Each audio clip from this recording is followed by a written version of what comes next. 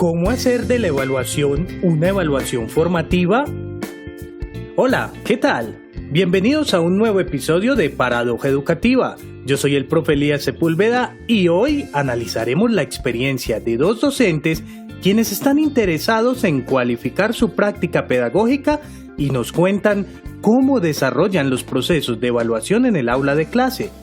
Al finalizar las narrativas, reflexionaremos sobre los aspectos positivos y los aspectos que se pueden potenciar en cada una de las situaciones presentadas y cerraremos con algunas recomendaciones para hacer de la evaluación una evaluación formativa.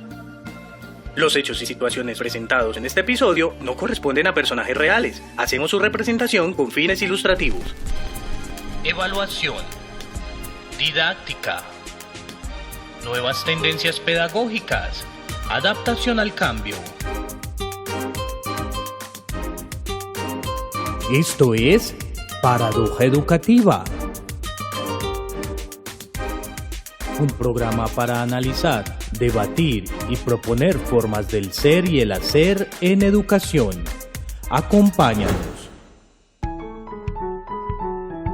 La primera experiencia que conoceremos sobre evaluación en el aula de clase es la de la profe Lucía. Ella es docente de Ciencias Naturales de Básica Primaria. Pero bueno, dejemos que sea ella quien nos regale los detalles y nos cuente su caso. Cordial saludo, Elías, y para todos los oyentes de este maravilloso programa. Como lo dijiste, me llamo Lucía. Actualmente dicto el área de Ciencias Naturales en varios grados de la Básica Primaria en el Centro Educativo Rural La Montañita. Pero la experiencia que quiero compartirles el día de hoy la he venido trabajando en el grado tercero y la temática abordada se centra en el proceso de la fotosíntesis.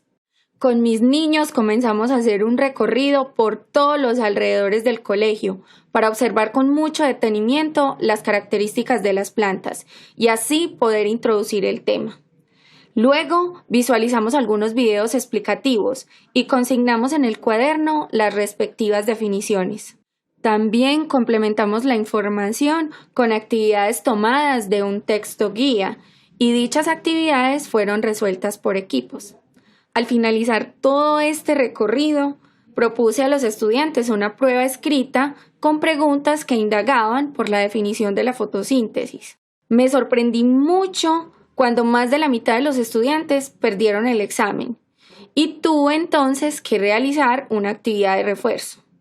Es así como repetí nuevamente la evaluación en la que volví a preguntar por la definición y los resultados mejoraron, pero siguieron siendo poco satisfactorios. Esta situación me preocupó y por eso me estoy preguntando, ¿en qué fallé? ¿Cómo puedo mejorar? Muchas gracias, profe Lucía, por narrar su experiencia. Para analizar esta práctica evaluativa, hemos traído al tutor Santiago Muñoz, quien nos hará un corto análisis al respecto. En primer lugar, quiero felicitar a la profesora Lucía por su preocupación constante por mejorar, pues la reflexión crítica sobre nuestro quehacer es el primer paso para cualificar las prácticas de aula, en este caso las prácticas de evaluación.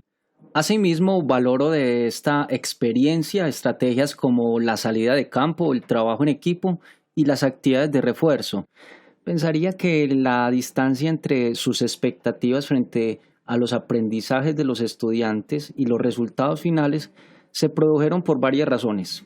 La primera, por haber propuesto actividades evaluativas solo al final del proceso. Al respecto, sugiero que la evaluación debe darse desde el inicio y debe empezar con la presentación de los aprendizajes, sus respectivas evidencias y los instrumentos de evaluación a utilizar. En segundo lugar, la evaluación se centró en verificar si el estudiante memorizó la definición de fotosíntesis, así que la sugerencia es pensar en actividades que impliquen no solo el saber, sino la aplicación de tal saber, es decir, el saber hacer en contexto. Y en tercer lugar, a pesar de que hizo una actividad de refuerzo, esta consistió en utilizar el mismo instrumento, una prueba escrita. Así que yo propondría como actividades de refuerzo otras estrategias. Por ejemplo, una producción de un texto, sea escrito o audiovisual, la presentación de casos para que los estudiantes argumenten o una propuesta de trabajo investigativo sobre cómo se da la fotosíntesis en algunas plantas propias del medio. Nuevamente muchas gracias a la profe Lucía por hablarnos de sus prácticas y a Santiago por sus apreciaciones. A continuación vamos a escuchar la experiencia del profe Ramón, en la que también se llevan a cabo procesos de evaluación. ¿Qué tal, Elías, tutor Santiago y profe Lucía? Un placer estar con ustedes el día de hoy. Soy el profe Ramón y trabajo en el Colegio La Prosperidad. Allí acompaño el área de Ciencias Sociales en el grado quinto. En esta ocasión les voy a contar la forma como evalué la última temática que abordé con mis niños. Para ello me basé en un aprendizaje que tomé del eje Relaciones con la historia y las culturas de los estándares básicos de competencias. Así, luego de presentar el tema y el objetivo a los estudiantes, nos trazamos la siguiente pregunta. ¿Cómo se dio el proceso de descubrimiento, colonia e independencia de Colombia? A continuación, cada estudiante escribió lo que sabía sobre el tema. Luego abordamos diferentes textos, algunos impresos y otros audiovisuales, como documentales, películas, canciones, que explicaban cada uno de los momentos. A medida que íbamos leyendo y discutiendo cada texto, el estudiante anotaba la nueva información que obtenía. Finalmente, para cerrar el tema, cada estudiante escribió un artículo informativo respondiendo a la pregunta que nos trazamos al inicio. Y con base en el texto asigné la nota. Si me parecía bien, el estudiante ganaba este logro. Y si el texto me parecía mal, el estudiante perdía. Así, a pesar de que durante las clases los chicos fueron muy participativos y mostraban que estaban aprendiendo mucho, la mitad del grupo perdió. Gracias, profe Ramón, por compartirnos su experiencia de aula. Escuchemos ahora la voz de nuestro invitado. En esta práctica evaluativa hay aspectos muy potentes, pero también, como todo en educación y como maestros en formación continua, hay aspectos que se pueden cualificar para que la evaluación se viva de principio a fin con propósitos formativos. Dentro de los aspectos que favorecen la evaluación formativa señalo los siguientes. Primero, resalto que la evaluación se centra en un aprendizaje claro, el cual parte de los referentes de calidad. Segundo, es fundamental, tal como nos relata el profesor, partir de la identificación de lo que los niños saben sobre el tema, es decir, de los saberes previos, para articularlos con los nuevos conocimientos. Tercero, aporta mucho a la evaluación formativa el hecho de que los estudiantes tengan conciencia de la información nueva que aporta cada una de las lecturas analizadas. Cuarto, considerar que no solo es el examen la única forma de determinar si un niño aprendió o no sobre un tema, sino que hay otras formas, como en este caso, a través de la producción textual. Esta práctica se podría potenciar si, por ejemplo, tenemos en cuenta las diferentes evidencias de aprendizaje que se dieron durante las distintas clases y no solo el texto final, es decir, el formato donde consignaron lo que sabían al principio y lo que fueron aprendiendo a medida que iban leyendo. También el dominio demostrado sobre la temática en las diferentes participaciones que se promovieron. En este sentido, un portafolio de evidencias podría ser una estrategia interesante que recoja todo lo realizado, para que así pueda centrarse en el proceso y no en el resultado. En segunda instancia, para evaluar el texto final es necesario establecer unos criterios claros, criterios construidos con los estudiantes antes de la realización del texto, para que ellos sepan exactamente qué aspectos se van a tener en cuenta. El uso de listas de chequeo, rúbricas o rejillas son una excelente alternativa. Además, estas permiten procesos de autoevaluación, coevaluación y heteroevaluación. Pero en este punto quiero hacer una salvedad importante. No podemos pensar que con el mero hecho de utilizar una lista de chequeo rúbrica se está haciendo una evaluación formativa.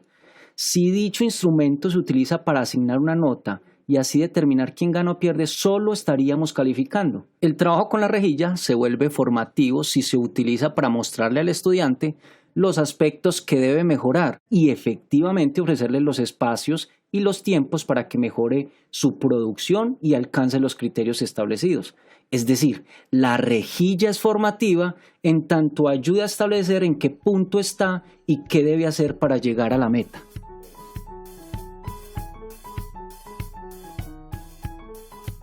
Para concluir, quedan abiertas varias líneas de reflexión. La primera es que la evaluación es un proceso que demanda pensarse y pensar no solo acerca de las dificultades y los procesos de los estudiantes, sino también sobre las dificultades, métodos e instrumentos que utiliza el maestro. Una sugerencia al respecto es que el maestro tenga una especie de diario donde registre los logros y aspectos a repensar sobre la experiencia para luego cualificarla. En segundo lugar, se vuelve determinante dentro de los procesos de evaluación formativa que se fijen instrumentos y estrategias articulados a la evaluación desde el principio del proceso, instrumentos que aporten a la reflexión durante y al final del recorrido. Para que el proceso de evaluación sea justo y a la vez formativo, es necesario que los docentes y los estudiantes participen activamente en la determinación de las evidencias, las metas y los instrumentos de evaluación. Esta idea refuerza la afirmación de que un instrumento no es formativo por sí solo. Lo que lo hace formativo es la intencionalidad con la cual se usa.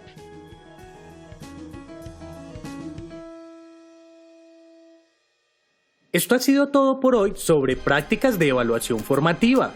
Ya sabes que estamos trabajando para ofrecerte más información de tu interés. Esta es una producción de la Comunidad de Aprendizaje de Docentes Tutores del Suroeste de Antioquia en el marco del programa Todos a Aprender del Ministerio de Educación Nacional de Colombia. El día de hoy escuchaste las voces de los docentes tutores Jesús Pérez, Gladys Rivera, Carlos Mario Carmona y su servidor Elías Sepúlveda. Hasta la próxima.